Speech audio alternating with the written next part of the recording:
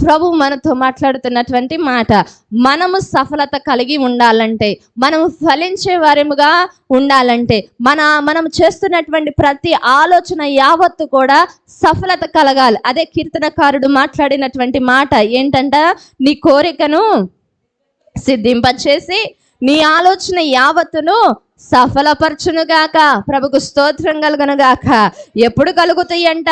ఆపత్కాలమందు యెహోవా నీకు ఉత్తరమిచ్చునుగాక, యాకోబు దేవుని నామము నిన్ను ఉద్ధరించునుగాక, పరిశుద్ధ స్థలములో నుండి ఆయన నీకు సహాయము చేయునుగాక, సియోనులో నుండి నిన్ను ఆదుకొనుగాక, ఆయన నీ నైవేద్యములన్నిటిని జ్ఞాపకము చేసుకొనుగాక, నీ దహన బలులను అంగీకరించునుగాక. ప్రభుకు స్తోత్రం కలుగునుగాక.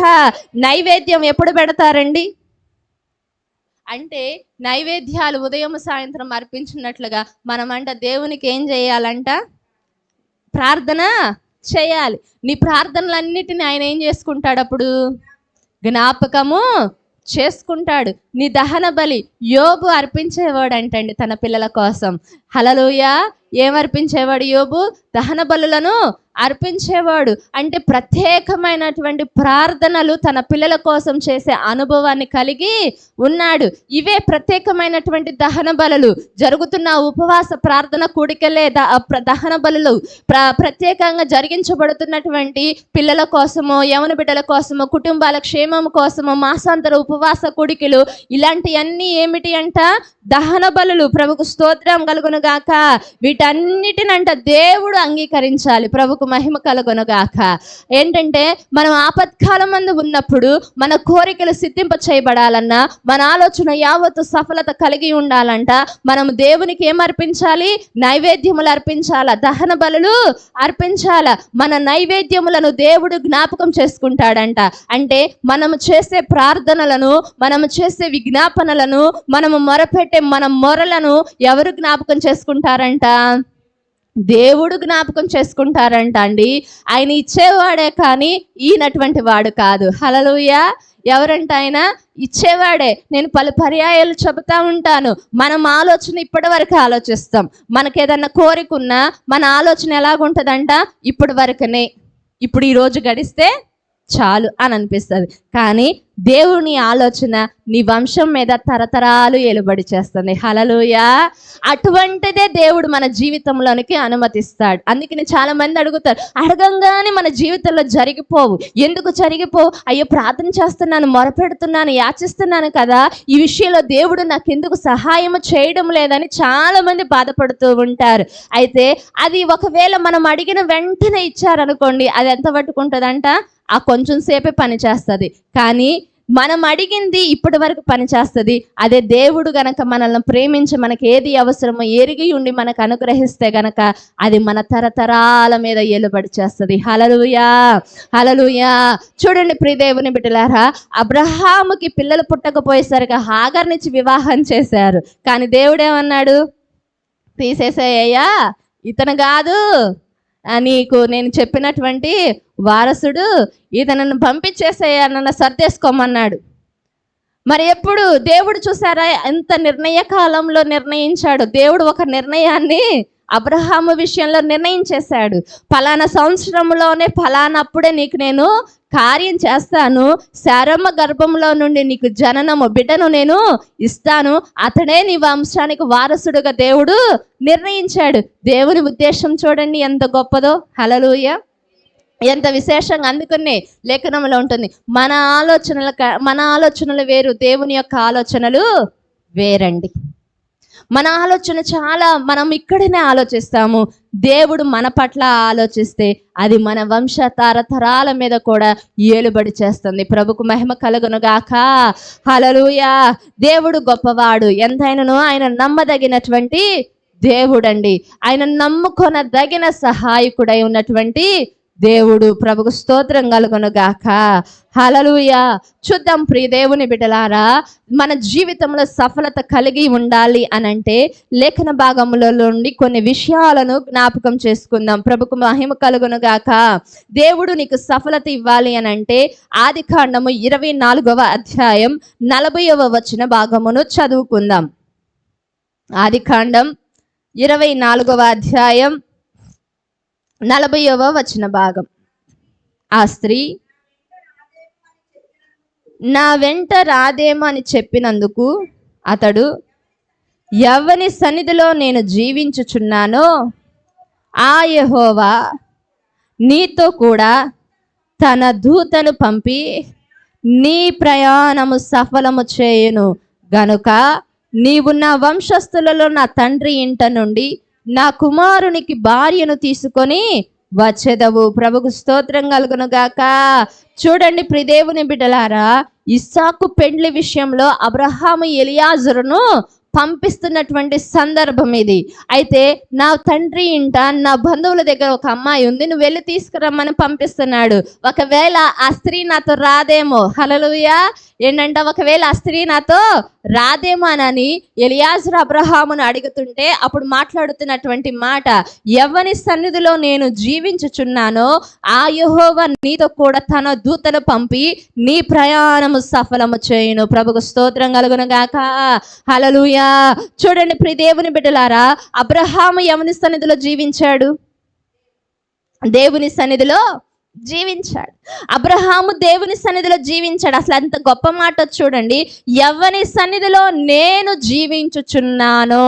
హల్లెలూయా. ఏంటంటే ఎంత మంచి మాట చెప్తున్నాడో చూడండి. ఎవని సన్నిధిలో నేను జీవించుచున్నాను. ఎవని సన్నిధిలో జీవించాడు అబ్రహాము? దేవుని సన్నిధిలో జీవించాడు. దేవుని సన్నిధిలో జీవించడం అంటే ఆయన చెప్పింది చెప్పినట్టు చేయడం. ఏంటంట? ఆయన చెప్పింది చెప్పినట్టు చేయడం. అబ్బే, ఇది మాత్రం మనం అస్సలు చేయలేము. హల్లెలూయా. చెప్పింది చెప్పినట్టు చేయటం మన వల్ల కాని పని అండి, కాని పని.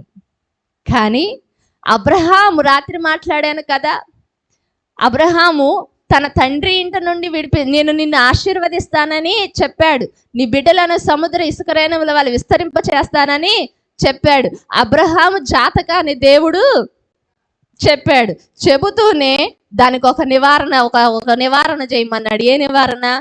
నీ బంధువులను విడిచిపెట్టు, నీ తండ్రి ఇంటిని విడిచిపెట్టు, నీకు కలిగిన యావత్తును విడిచిపెట్టు, నేను చూపించు దేశానికి మాత్రమే నువ్వు వెళ్ళు అన్నాడు.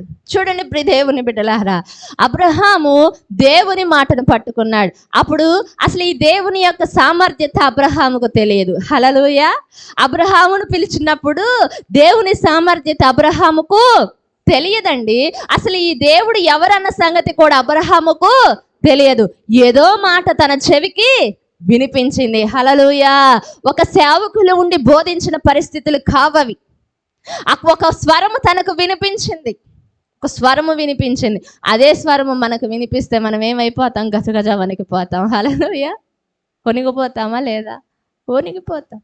నేను ఇంట్లో ఈ మధ్య పడుకోనుంటే మా ఇంటి పక్కన చిన్న బుడ్డ ఒక పాప ఉంది. పాస్టర్ గారు బయటకు వెళ్తూ తలుపు తీసారో వేసెళ్ళారో తెలియదు. నేను ఇటు పక్కగా తిరిగి పడుకోనున్నా. గజ్జల సౌండ్ వినిపిస్తుంది నాకు ఇంట్లో.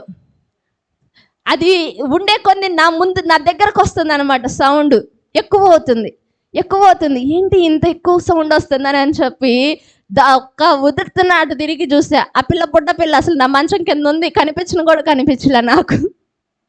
ఏంటి ఇంత సౌండ్ వచ్చిందని చెప్పి చిన్న సౌండ్ నా దగ్గరకు వచ్చేసరికి పెద్ద సౌండ్ అయిపోయింది. ఏంది సౌండ్ అని చెప్పి చూస్తే ఆ బుడ్డ పిల్ల. హల్లెలూయా. బుడ్డ పిల్ల గజ్జల సౌండ్కి నేనేమైపోయాను? తత్తరిపోయాను. అదే ఆ పిల్ల నాకు కనిపించలేదు. కొంచెం సేపు ఎక్కడో వినిపిస్తుంది సౌండ్స్, ఆ పిల్ల నాకు కనిపించట్లేదు. మా మంచానికి గోడకు మధ్యలోకి వెళ్ళింది ఆ పిల్ల. నేను ఉదరదరాలు లెగిసి ఏంటి ఈ సౌండ్ అని చెప్పి చుట్టూ చూస్తే మంచం సందులో ఉంది. చిన్నపిల్ల సన్నగా ఉంటుంది, ఎక్కడైనా పట్టేసిద్ది అమ్మాయి. చూడండి, కనిపించని ఒక స్వరం అబ్రహాముకు వినిపించిందండి. కనిపించని ఈ రోజున సేవకులు ఇంత ఇదిగా విస్తారంగా దేవుని వాక్యాలు చెబుతూ ఉన్నప్పటికీ కూడా ఏం లేదంటే మానవుని జీవితాల్లో కదలిక లేదు. ఒక నామకార్థమైనటువంటి పరిస్థితి అయిపోయింది. హల్లెలూయా. చూడండి, ఎందుకులయ్యా నా తండ్రి ఇంటి వారు ఎందుకు, నా బంధువులు ఇంత ఎందుకయ్యా, ఈ ఐగుప్తులోనే ఇక్కడనే ఎవరో ఒకళ్ళని చూపించు, నా కుమారుడికి పెళ్లి చేస్తానని చెప్పాడా? చెప్పలా. ఎలియాజరును పంపిస్తా ఉన్నాడు. పలానా చోట నా బంధువులు ఉన్నారు. అక్కడికెళ్ళు, దేవుడు నాకు అక్కడ నుండి నా కొడుకుకి, నా కుమారుడికి ఒక స్త్రీ ఉంటుంది, ఆ స్త్రీని నువ్వు తీసుకొని వచ్చినప్పుడు పెళ్లి చేస్తానని పంపిస్తా ఉన్నాడు. ఒకవేళ ఆమె నాతో రాకపోతే ఏమిటి అన్నాడు. హల్లెలూయా. ఆమె నాతో రాకపోతే ఏమిటి అని అంటే, నేను ఎవరి సన్నిధిలో ఉన్నానో అతనే నీ ప్రయాణంలో సఫలతను కలుగు చేస్తానన్నాడు. ప్రభుకు స్తోత్రం కలుగును గాక. నిజంగానే ఎలియాజరు వెళ్ళంగానే ఎలియాజరు ఒంటికి ఆ స్త్రీ ఏం చేసింది? నీళ్లు పోసింది. అమ్మ ఇదిగో నేను ఫలానా అనగానే ఓకే పదమ నా తండ్రి ఇంటికి వెళ్ళింది. తన తండ్రి దగ్గరికి వెళ్ళింది. తర్వాత హ్యాపీగా ఎలియాజరు వెనకాలే వచ్చేసింది. హల్లెలూయా. చూడండి అండి ఎలా కలిగింది ఎలియాజరుకు సఫలత. పంపించగలుగుతాడా? అబ్రహాం ఎప్పుడో వెళ్ళిపోయాడు, వాళ్ళ పరిస్థితులు స్థితిగతులు నాకు తెలియవు, నా బిడ్డను నేను పంపించను అన్నాడా? అనలేదు. ఎలియాజరు వెళ్ళి అడిగేసరికి అవునా తీసుకుని వెళ్ళయ్యానని చెప్పి తన బిడ్డనిచ్చి పంపించాడు. సఫలత కలిగింది తన ప్రయాణంలో. గల కారణం ఏమిటి అనంటే, అబ్రహాము దేవుని సన్నిధిలో ఉన్నాడు కనుక అబ్రహాము చుట్టూ కూడా దేవుడు ప్రతిదీ కూడా ఆశీర్వాదకరంగా మార్చేశాడు. హల్లెలూయా. అబ్రహాము దేవుని సన్నిధిలో ఉండటాన్ని బట్టి ఎవరికి తోడున్నాడు దేవుడు? ఎలియాజరుకు తోడై ఉన్నాడు. అబ్రహాము దేవుని సన్నిధిలో ఉండటాన్ని బట్టి ఎవరి ప్రయాణంలో సఫలత కలిగింది? ఎలియాజరు ప్రయాణంలో సఫలత కలిగింది. అలాగనే నీవు నేను దేవుని సన్నిధిలో ఉంటే మన కుటుంబము ఆ సఫలత కలుగుతుంది, మన కుటుంబము ఆశీర్వదించబడుతుంది. నీవు నేను దేవుని సన్నిధిలో జీవించగలిగితే ఇదిగో నీ బిడ్డలు వెళుతున్న ప్రతి ప్రయాణములో దేవుడు సఫలతను కలుగు చేస్తాడు. నీవు నేను దేవుని సన్నిధిలో ఉంటే మన బిడ్డల జీవితాల్లో వారు పూనుకుంటున్న సర్వ ప్రయత్నాల్లో కూడా దేవుడు సఫలతను కలుగు చేస్తాడు. ఆమేన్. హల్లెలూయా. హల్లెలూయా. అంటే నీ బిడ్డల కోసమైన నువ్వు ఎక్కడ జీవించాలి? దేవుని సన్నిధిలో జీవించాల. నీ ప్రార్థనేనండి నీ బిడ్డ చుట్టూను కూడా గొప్ప ప్రాకారముగా మార్చబడుతుంది. వారు ఎక్కడికి వెళతారో నీకు తెలియదు. ఇంటిలో ఉన్నంతసేపు నీ పిల్లలను కనిపెట్టుకుంటావు. వారు బయటికి వెళ్ళిన తర్వాత వారు ఏం చేస్తున్నారు, వారు ఎటు వెళ్తున్నారు, వారి ఆలోచనలు ఏంటో, వారి మాటలేంటో, వారి నడతలేంటో, వారి ప్రవర్తన ఏంటో నీకు తెలుస్తుందా? తెలియదు. కానీ నీవు దేవుని సన్నిధిలో ఉండి ప్రార్థన చేసినప్పుడు వారి ఆలోచనల చుట్టూ దేవుడు కంచె వేస్తాడు. హల్లెలూయా. వారి చుట్టూను కూడా దేవుడు కంచె వేస్తాడు. హల్లెలూయా.